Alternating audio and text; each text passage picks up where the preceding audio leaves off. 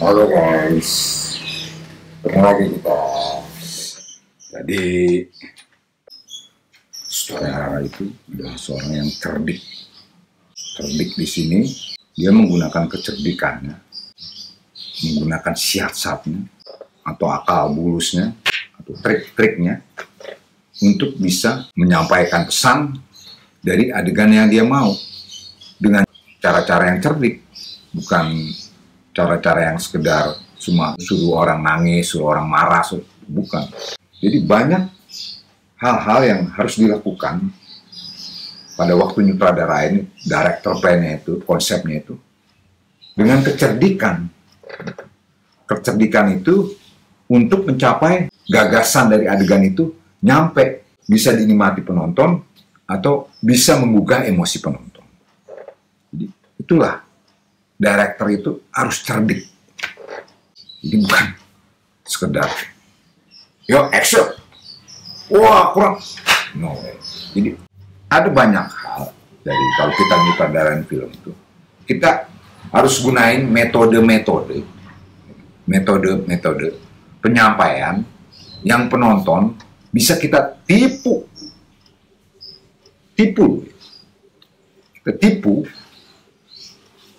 sedih, tertipu marah, tertipu histeris dengan tipu daya seorang director.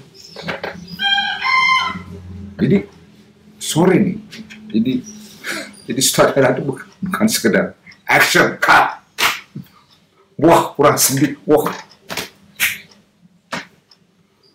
Di sana banyak trik-trik, kecerdasannya, kecerdikannya yang bisa memanipulasi pikiran penonton, menggugah perasaan penonton.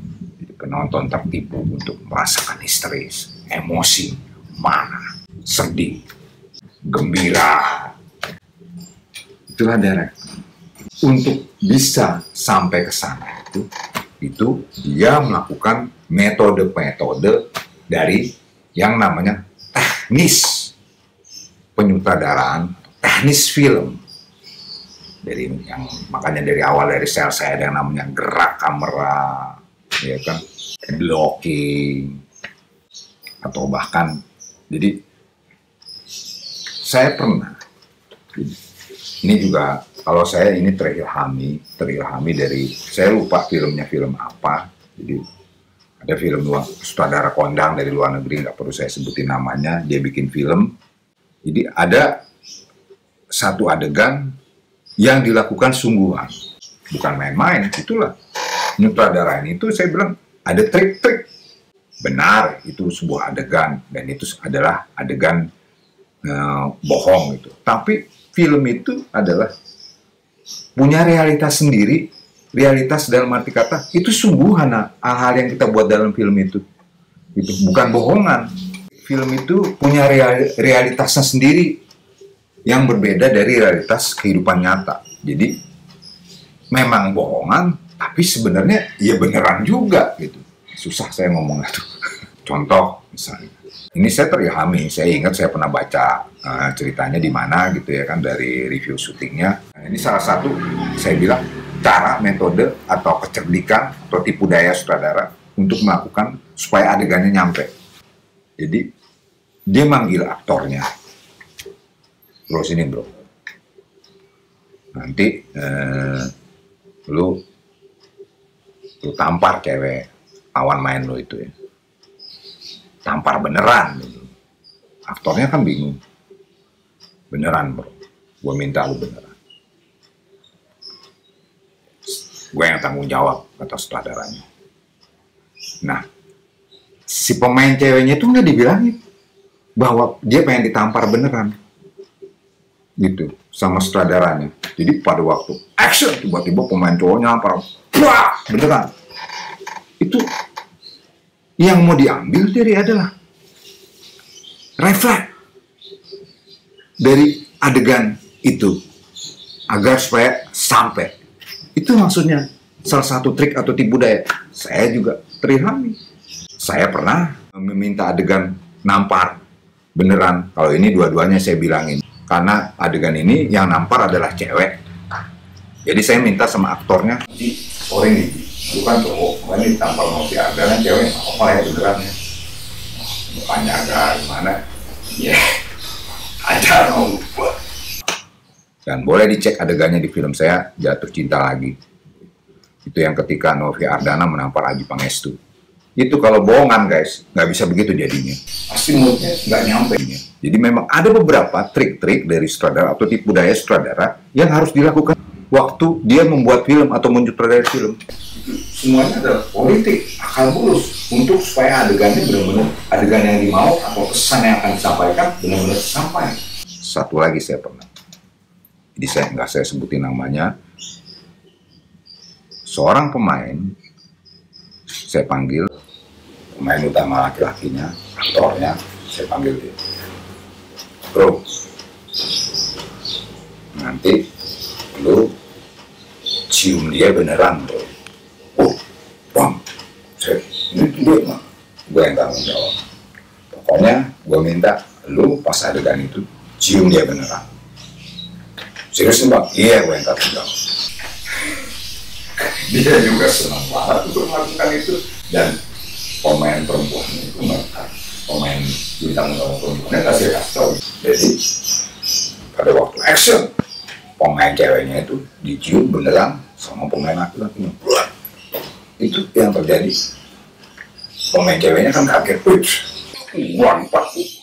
Tapi juga nggak saya cut kan, memang saya biarin aku. Itulah saya bilang, adegan itu bisa sampai karena akal bulus, politik-politiknya sutradara. Itulah saya bilang, efek natural, efek refleks. Itulah yang mau saya ambil. Itu akan terjadi lebih bagus kalau benar-benar real. Itulah adalah saya bilang salah satu director plan yang harus dilakukan sama seorang director pada waktu dia nyutradarain film. Gak butuh sama urusan senario atau urusan teknis itu.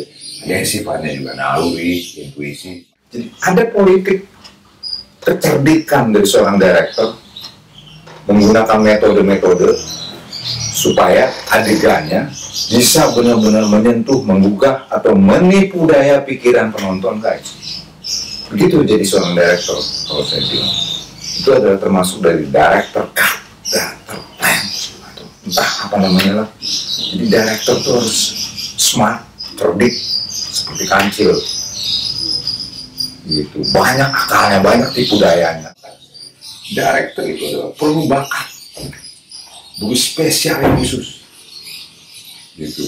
Semuanya nggak bisa dikejar cuma dengan cita-cita atau dengan keinginan. Jadi bakat itu penting buat seorang director.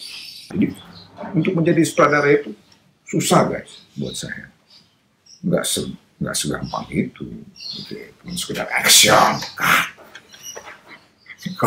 Sorry. Kalau saya bicara sutradara, sorry. Saya agak-agak.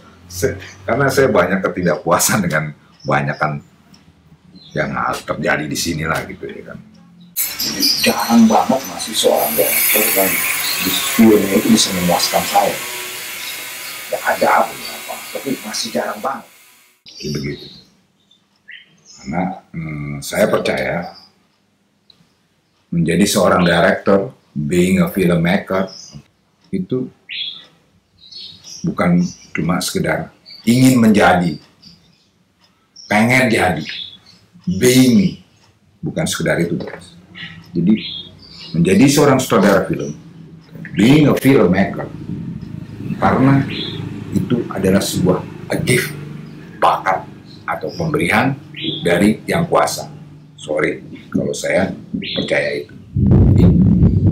Gak semua orang pengen jadi sutradara, pengen jadi bercita-cita jadi sutradara, dan mungkin dia bisa jadi sutradara, tapi dia tidak menguasai apa yang namanya director plan, konsep penyutradaraan, director cut, director shot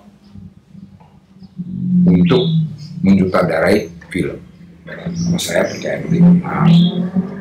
Seperti yang saya bilang, saya nggak pernah punya cita-cita atau bahkan berkeinginan, pengen, kepikiran aja tuh enggak saya pengen jadi sutradara film. Tapi dari kecil itu Nggak tahu gimana, saya suka banget sama yang namanya film. Jadi saya kadang-kadang hilang, nyolong-nyolong waktu, ya kan. Kadang-kadang mungkin juga saya boleh ngumpulin duit dari uang jajan tuh ya kan. Itu buat nonton film. Jadi begitu guys. Menjadi seorang sutradara adalah pemberian, a gift dari Tuhan. Nggak bisa sekedar kita pengen jadi sutradara.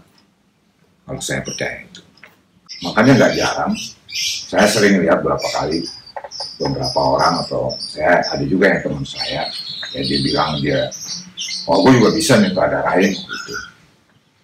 Ya saya bilang, terserah aja kalau mau bisa mencapai, nggak ada masalah, bukan urusan gue, ya kan? Gitu. Tapi nggak jarang dari mereka ini, begitu dia baca senario, begitu dia sampai di lokasi, dia blank. Oh. Karena dia harus memenggal senario itu pieces demi pieces, bagian demi bagian. Jadi makanya saya bilang ada orang yang udah jadi sutradara kagak bagus juga film, kagak benar juga menurut saya yang sutradara film. Sorry, kalau urusan sutradara film itu saya agak-agak nggak bermaksud sombong, enggak.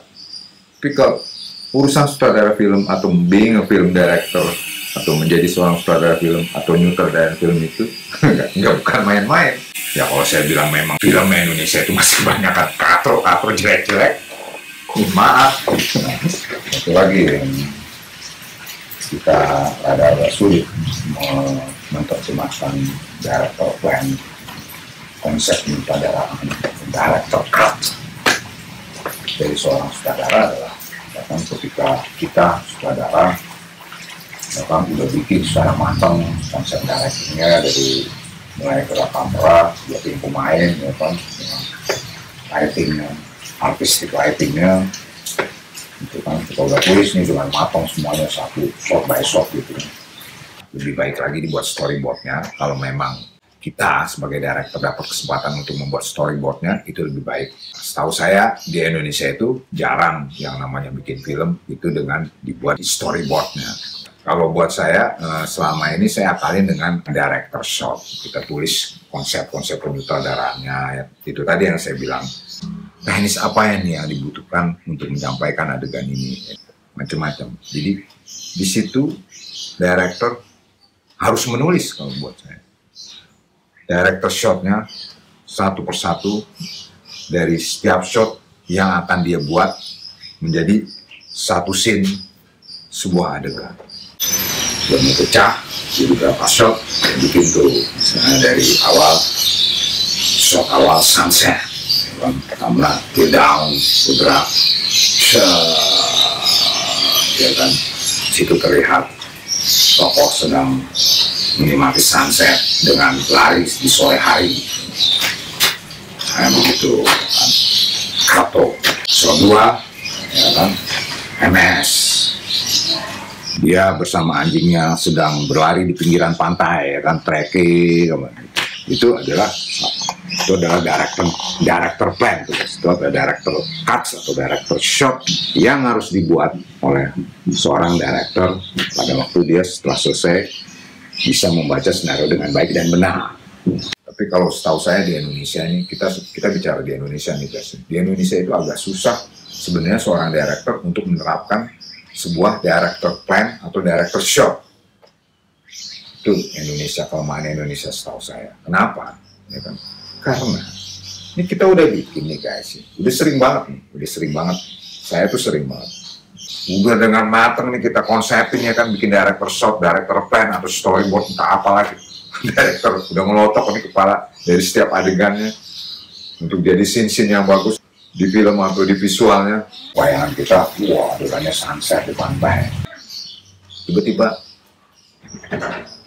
produser dengan Dre, syuting nggak jadi di situ ya Dre. Kenapa? Budgetnya kagak ada Dre. Bayangin tuh, ya kan director shot kita, konsep director kita mau dibawa kemana? Gimana guys? Itu sering terjadi tuh, itu susah. Jadi kita kadang-kadang mau bicara ideal, mau dari storyboard, konsep directing apa, yang ada begitu. Jadi akhirnya kita jadi sutradara yang sifatnya director cut-nya, konsep penyutradaranya itu dengan konsep penyutradaraan kompromi semua. Makanya akhirnya dia ada konsepnya, konsep directingnya adalah konsep directing yang bijaksana. Konsep directing yang bijaksana artinya di sini bisa dikompromikan. Ya udah, kalau nggak ada itu ya kita pakai ini. Tapi ya kan, saya selama ini tetap dalam arti kata tidak mau mengalahnya begitu, tidak mau mengalahnya, jangan sampai konsep directing kita jadi jelek. Apa-apa kita dikasih misalnya dari Mercy dikasih demo. Nah, disitulah seorang sutradara dibutuhkan cara mengakalinya atau akal bulusnya menyiasati adegan-adegan yang mungkin tadinya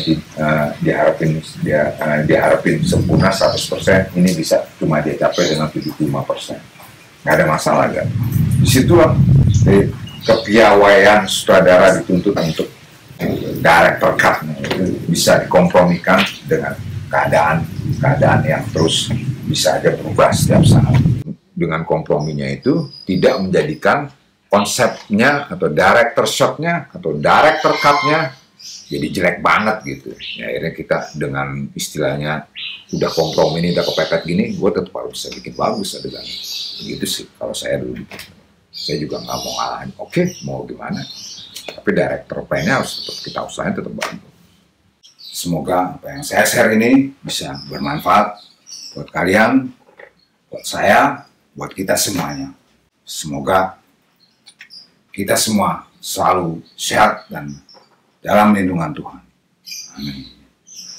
Bisa segitu. Pamit, bro.